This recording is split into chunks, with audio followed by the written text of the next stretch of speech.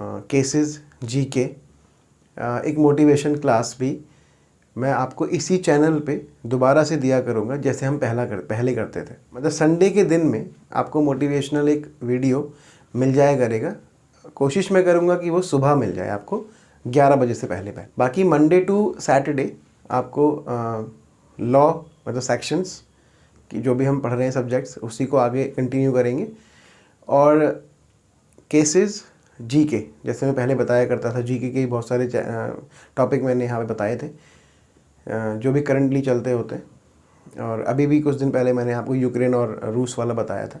तो इसी तरह से दोबारा से स्टार्ट करेंगे इस चैनल पे, क्योंकि मैंने सोचा था कि मैं अलग अलग चैनल बनाऊंगा सब चीज़ों के, लेकिन वो इतना हो नहीं पा रहा है। एक ही चैनल पे अगर हम करेंगे तो मुझे लगता है ज़्यादा अच्छा रहेगा जैसे हम पहले करते थे। आज से एक अच्छी शुरुआत करेंगे दोबारा से इस चैनल पे। भगवान शिव की वो 9 सीख जो हम को करनी चाहिए ज़िंदगी में, आज से हम वही शुरुआत करते हैं। आज ये बताऊँगा आपको, उसके बाद से कल से मंडे टू सैटरडे मैं लॉ, केसेस या जीके बताऊँगा, और एवरी संडे मोटिवेशन क्लास दूंगा।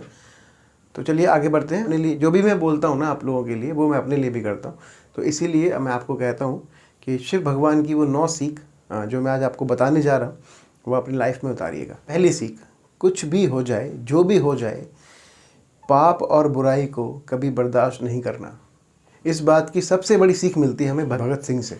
भगत सिंह सिर्फ 21 साल के व्यक्ति थे जब वो क्रांतिकारी दल में मिल गए थे भारत को स्वतंत्रता दिलाने के लिए, क्योंकि उन्हें लगा कि अंग्रेज़ों ने हमारे ऊपर जो राज किया हुआ है वो गलत है, किसी को भी स्वतंत्रता से जीने का पूरा अधिकार है। तो वो इस लड़ाई में उतरे, और बाकी सारे क्रांतिकारी जो भी इस लड़ाई में उतरे, वो सबसे बड़ी सीख है हमारे इस वाले लाइन की कि कुछ भी हो जाए, पाप और बुराई को कभी बर्दाश्त ना करें। आत्मनियंत्रण जीवन को पूर्णता से जीने की कुंजी है। विचलित मन आपको आपका पूर्णता जीवन जीने की कला को कहीं ना कहीं खो देता है। इसीलिए आत्मनियंत्रण वाली बात मैंने क्यों कही, क्योंकि आत्मनियंत्रणता जो होती है वो दिमाग के साथ साथ अपने दिल को भी आप नियंत्रण रखें।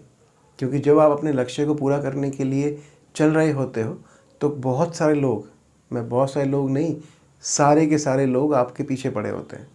सब लोग आपके काम में रुकावट डालने की पूरी कोशिश करते हैं। ये नहीं हो पा रहा, वो नहीं हो पा रहा, ये कुछ करना नहीं चाहता, ये कुछ नहीं कर रहा, ये सब दिखावा कर रहा है, कुछ भी कहते हैं लोग। उन्हें कुछ नहीं पता है कि आप क्या कर रहे हो। आपके साथ रहने वाले भी लोग आपको सोचते हैं कि कुछ नहीं कर रहे हैं।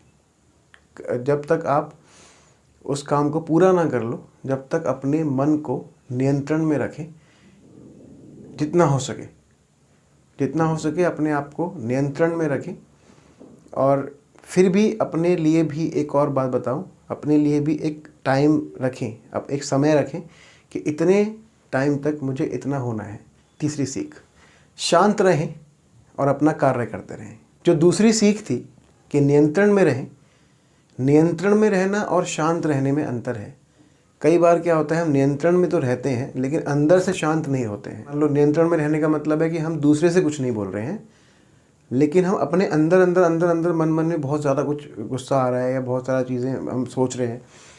तो शांत रहें और अपना कार्य करते रहें। दूसरों को जो बोलना है, जो सोचना है, ज़िंदगी में सबसे बुरा सोच सकते हैं वो लोग सोचें, ठीक है। जब आप कुछ हो जाओगे तब वही लोग सबसे अच्छा सोचेंगे आपको, ठीक है। कुछ लोग ऐसे भी होते हैं जो आपको चाहते ही नहीं है कि आप कुछ करो, वो जानबूझ के आपको सुनी करते रहेंगे, या उनके कुछ कहने से आप अपना नियंत्रण खो देते हो और कुछ अपने काम छोड़ देते हो, उनसे लड़ाई करने लग जाते हो। तो उनका यही तो एम है, वो यही चाहते हैं कि ऐसा हो। तो इसीलिए शांत रहेंगे तो नियंत्रण रखेंगे, अगर शांत नहीं रहेंगे तो कभी ना कभी नियंत्रण भी टूट जाएगा। इसलिए शांत रहें और अपना काम करते रहें। चौथी सीख, भौतिकवादी खुशी लंबे समय तक नहीं रहती। कोई भी जो भौतिक चीज़ें हैं जिनका भोग हम यहाँ करते हैं, जिन चीज़ों को गिना जा सकता है, वो हमेशा ख़त्म हो जाती हैं। जैसे कि हमारी एज, हम अपनी एज को गिन सकते हैं। आज मैं 30 साल का हो गया, आज मैं 32 साल का हो गया, अब मैं 50 साल का हो गया, अब मैं 60 साल का हो गया, तो हम ख़त्म हो जाते हैं। तो ये जो चीज़ें भौतिकवादी होती हैं, और भी बहुत सारी चीज़ें जो गिनी जा सकती हैं, वो कभी भी हमेशा नहीं रहती हैं। तो आप बिल्कुल भी इस बात की फ़िक्र ना करें। अगर आपका कोई अच्छा समय या बुरा समय चल रहा है, तो अच्छा चल रहा है तो बुरा भी ज़रूर आएगा, और बुरा चल रहा है तो अच्छा भी ज़रूर आएगा। इस बात का ध्यान हमेशा रखें। शिव की 5वीं सीख, नकारात्मकता को शालीनता से ख़त्म करें। कोई अगर आपके लिए नकारात्मक है तो उसको नकारात्मक रहने दें, खुद को शालीन रखें। अगर आप उसकी नकारात्मकता में आ गए तो आप भी नकारात्मक हो जाओगे, नेगेटिव हो जाओगे, और फिर वो चीज़ें जो आप शायद जल्दी से कर सकते हो वो थोड़ा टाइम लगाती हैं करने में। शिव की 6ठी सीख, इच्छाएं आपका विनाश का कारण बनती हैं। जो भी इच्छाएं आपके पास हैं ना, कि मैं कुछ बड़ा बन जाऊं तो गाड़ी लूँगा, मकान लूँगा, बंगला बनाऊँगा, पता नहीं क्या कर दूँगा, हम बड़े क्यों नहीं हैं, हम उनसे छोटे रह गए। लेकिन इच्छाएं ना ही पालें तो ज़्यादा अच्छा है ना। आप सिर्फ अपना काम करें, कुछ हो जाएगा तो सब कुछ हो जाएगा, नहीं होगा तो नहीं होगा। जब इच्छाओं के सहारे आप कुछ काम करते हैं तो वो काम पे फोकस नहीं रहता है, इच्छाओं पे फोकस रहता है। इसलिए इच्छाएं ना करें, अपने काम पे ध्यान दें।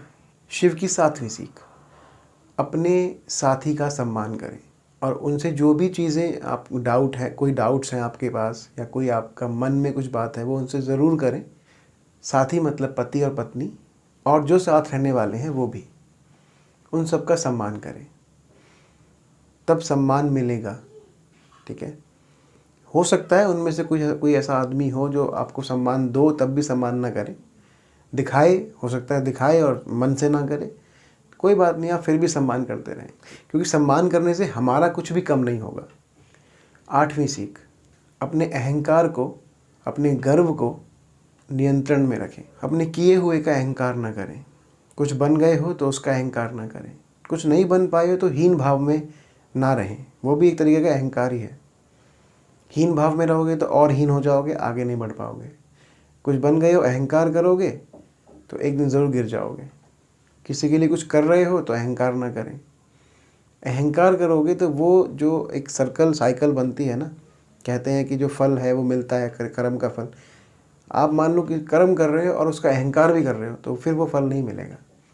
शिव की 9वीं सीख, जो भी काम करें, जो भी कार्य करें, उसको पूरे शोध के साथ करें। पहले पूरी जानकारी उस कार्य के बारे में कर लें, उसके बाद उसकी शुरुआत करें, तो उसको अच्छा होने के चांस ज़्यादा हो जाते हैं। कैसा लगा ये वीडियो ज़रूर बताएं हमें। नए हैं तो इस चैनल को सब्सक्राइब कीजिए, शेयर कीजिए। अच्छी बहुत सारी चीज़ें मैं आपको अच्छी बताने की कोशिश करता हूँ, जितना भी मुझ पे हो पाता है मैं अच्छा करने की कोशिश करता हूँ। Thank you so much, God bless you.